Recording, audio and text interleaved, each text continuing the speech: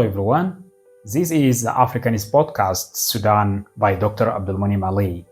Today I am hosting Adam Abaker, also known as Mr. a 25 years old Sudanese university student who turned the despair circumstances of war in Sudan into hopeful situation through his volunteerism in education. Adam Abaker Hassan, also known as Mr. a 25 years old university student from Saraf Omra, located about 267 kilometers west of Al-Fashir, the capital of North Darfur State. Adam has transformed the challenging situations caused by the war in Sudan into inspiring initiatives for education in his community. The ongoing conflict in Sudan between the Sudan Armed Forces SAF and the RSF, the Rapid Support Forces, the RSF, has severely affected the education in the country, leaving millions of children without access to education. The UN reports that over 19 million school-age children and students cannot attend the schools and universities. The conflict has stolen the future of the children and young people. The conflict has also destroyed the school infrastructures and universities and forced the students, teachers, and staff to displace and migrate. According to UN reports, the impact of this conflict on schools and education, over 90% of schools in Sudan are closed, destroyed, or inaccessible. The schools are used as emergency shelters for displaced families. Universities has been intentionally targeted or looted. In the light of these difficult situations, Adam is actively serving his community by promoting volunteer efforts in education.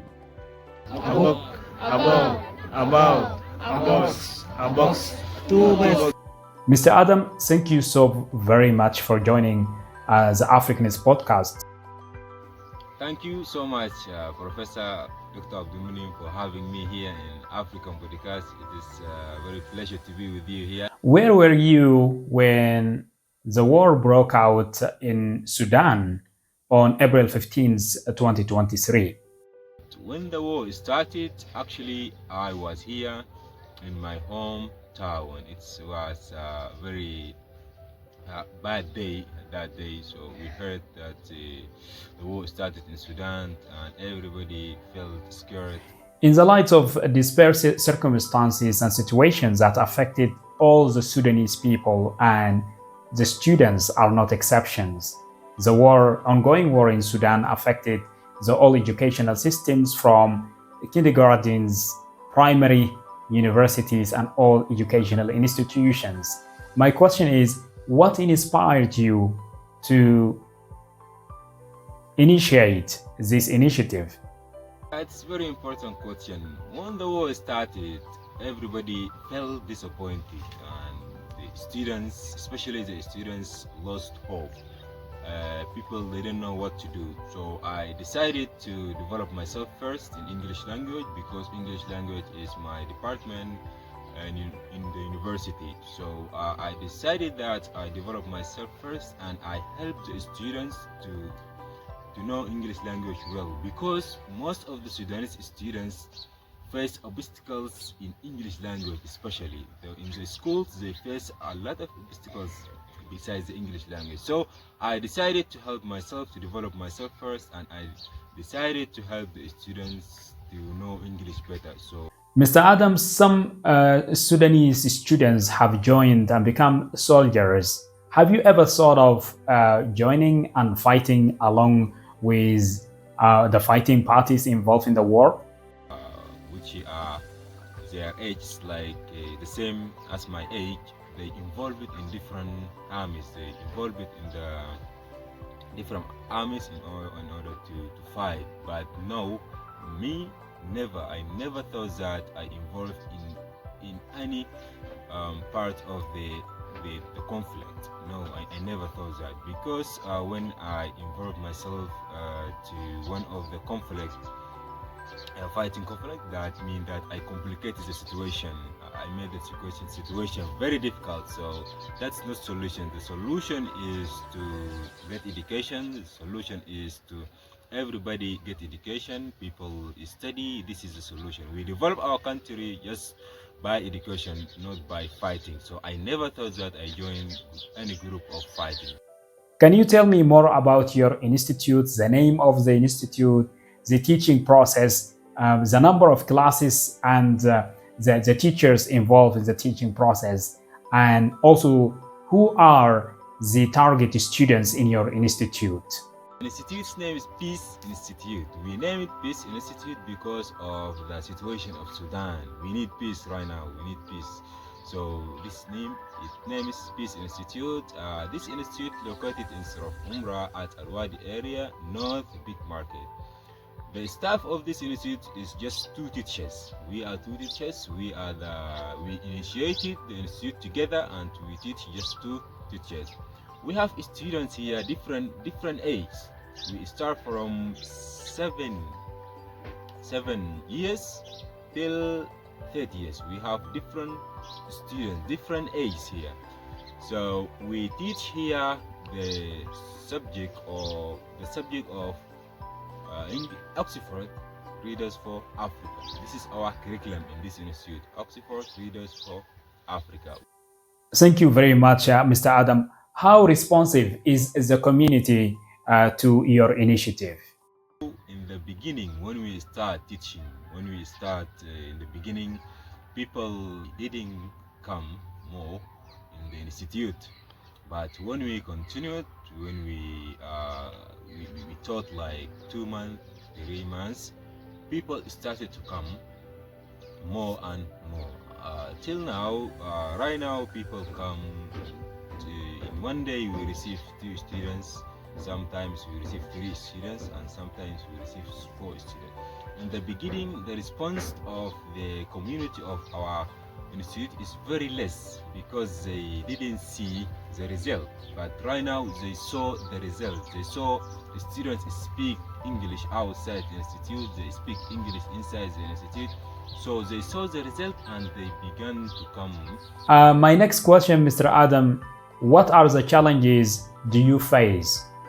The challenge that we are facing right now is based on we haven't enough classes. Our class is very limited, and right now we are receiving a lot of students because of the war, because of the war, and all the schools are shut because of the war. And right now we are receiving a lot of students, and the problems we haven't enough classes. Our class is limited, and the big challenge also, the place is not belong to us. We have an independent place. Just we are hosted in the school. Also, the next challenge that we are facing also the teachers. We haven't enough teachers. The teachers who are working here also, they are working volunteers. We haven't salary to give them. So this is also a big challenge. The third challenge which is we are facing right now is the syllabus.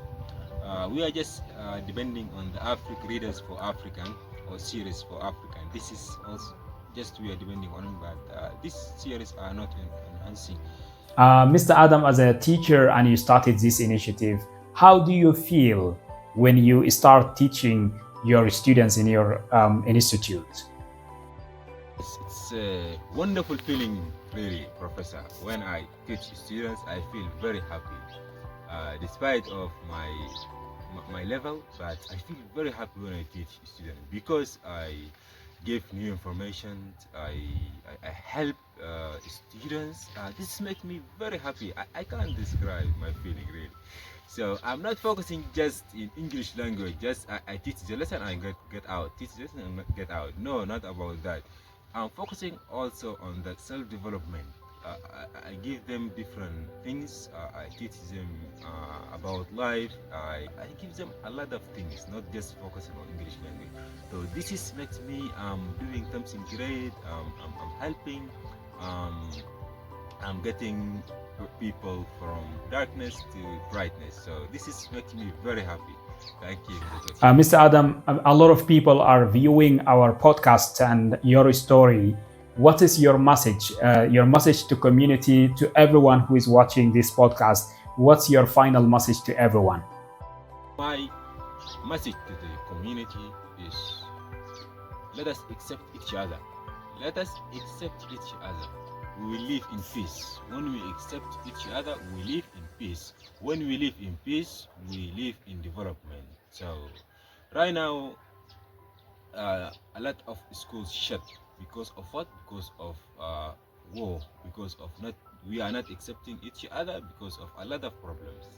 My message to you: let us accept each other and let us learn. Let us develop, and we must care about education too much, because this is the only way can get us out from this mess, get us out from these problems. The education, just let us accept each other and let us care about education too much. This is my message for this community. Thank you. Mr. Adam, thank you so very much for your valuable interview, and much appreciated. And we have come to an end to this podcast. This podcast is sponsored by the Dorothy Network as well.